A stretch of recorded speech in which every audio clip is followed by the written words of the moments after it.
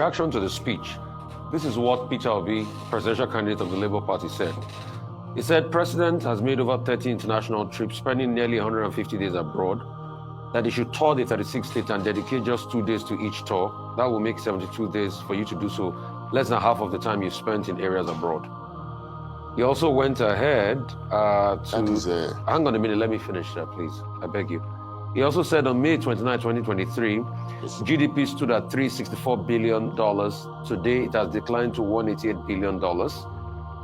Said GDP per capita was 1,640 as at May 2023. Today is 835, devastating decline of over 50%.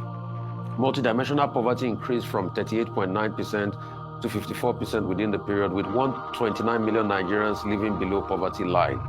World Bank reported that recently 75% of Nigerians in rural area now live in poverty. Today, there are 18.3 million Nigerian children out of school.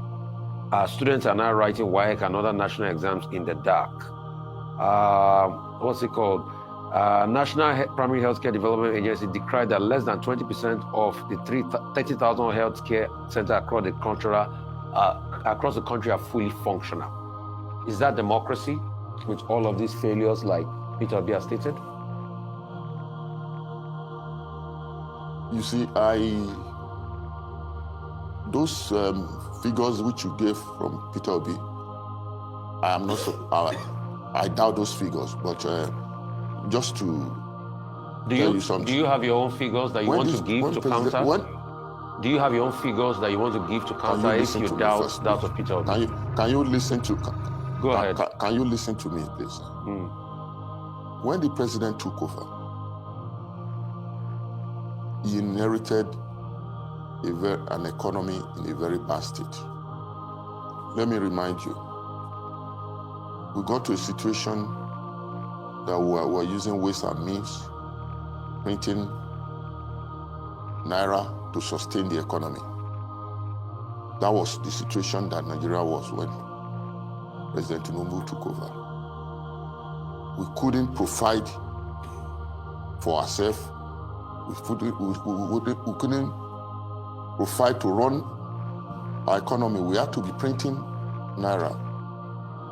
But when he came to power, he stopped. He took drastic decisions. You talk of the fuel subsidy thing that was removed. Talk of the exchange rate that was done to a singular exchange rate. Those decisions affected our economy. It affected our Nigerians, that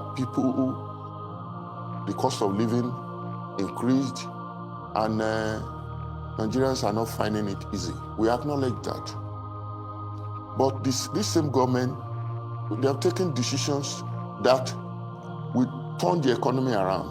At the end of the day, we are going to benefit from it. I want to tell you that, contrary to what you just said, our economy is improving gradually. Things are getting better. Even before he took over, most of our industries are not working. But you said he's traveling abroad. The president traveled abroad frequently to attract foreign direct investment to the country, and it's beginning to yield result. Peter Obi can be saying a lot. He's talking politics. We are not talking politics with Nigeria. Okay.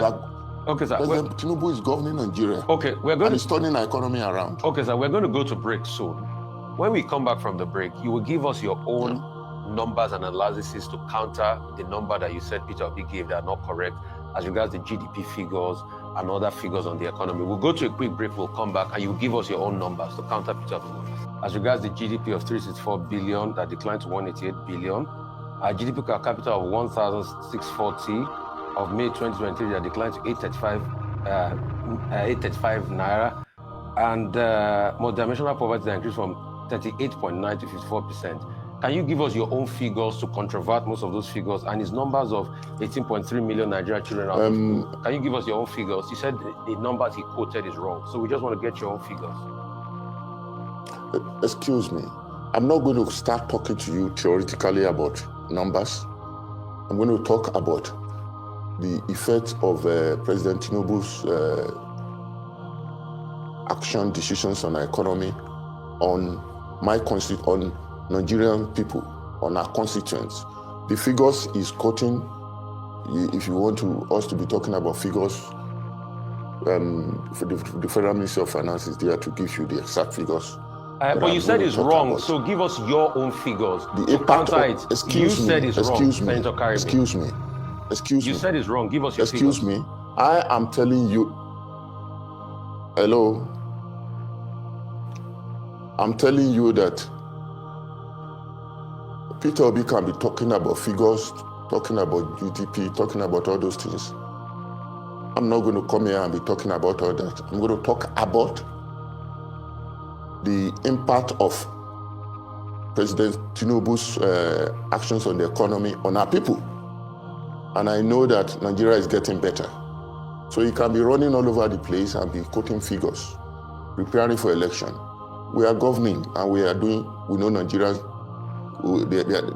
is getting better, and Nigeria, they are understanding why President Tinubu took those decisions in the first place.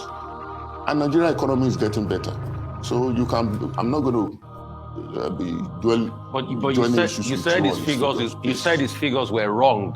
And since you cannot give us figures back, I will allow Dr. Abati move on. But you said the figures were wrong. I just have to prove that far. So you have to prove it.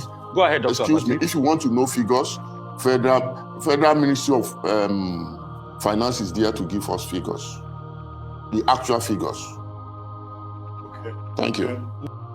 I'll talk about June 12th and what it means to me before I talk about all the stories. June 12th is a symbolic day. It is the day that a man won elections that were free and fair. And his mandate was taken away by state capture. His mandate was taken away by people that had other plans. His quest for that mandate led to his death.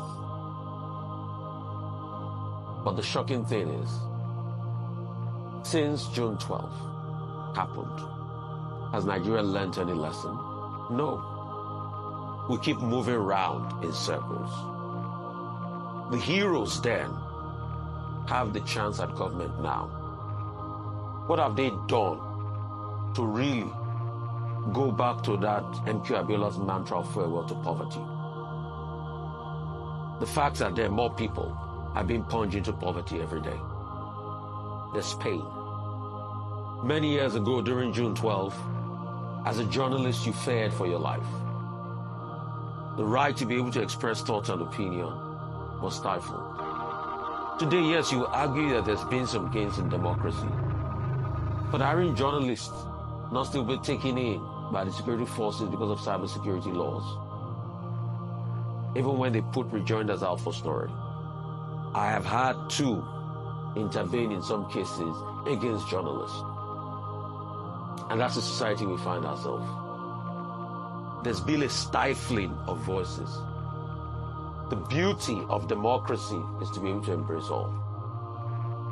We've had some successes in the economy, but it doesn't trickle down to the people that need them. I mean, some successes is when you look at parameters for people like World Bank, that they've always muted the idea of removal of subsidies and the likes. And when you look at it, yes, we've done that, but it has come with a lot of pain and thrown people into penury. So June 12th today, can we truly say that Nigeria is where it ought to be? Can we truly say we have put behind the ghost of June 12th and attempt at revisionism? Because recently, the wife of a dramatic personnel in June 12th actually came out defending her husband. But what she also forgot to say was people that were shot by her husband's regime. People that were mauled in Lagos while they were protesting. People that were brutalized, that had to flee the country and have told their stories. What she fails to talk about is the gulags where people were kept. What she also fails to talk about is the pain and penury a lot of people feel. So I see every attempt at revisionism. Secondly, the president's men. Yes, he will have a lot of people around him. Some of them lifelong friends. Some of them friends when he was governor in Lagos. Some of them acquaintances. But the question is, what's the impact in the outlook of Nigerians? That's the question we should ask. Did some of these friends tell the president that it's an aberration to the Constitution when he declared a state of emergency because there was a squabble between Godfather and Godson? Did some of them tell the president the hunger and the avarice people are facing on the streets with heightened level of inflation? Did some of them tell the president about the state of pain and penury and economic stagnation of the people? Did some of them have frank talk with the president about the state of insecurity and heightened level of loss of life in the country? So, as we celebrate these people, the question we also ask is, what are the quality of conversations that they're having with the president? Because for every king, there will be counselors. And it's incumbent on the president and the counselors to do well for the people of the country. Happy democracy day, Mr. President. A lot of promises still pending, and we just hope you take us to the promised land, but we'll hold you accountable.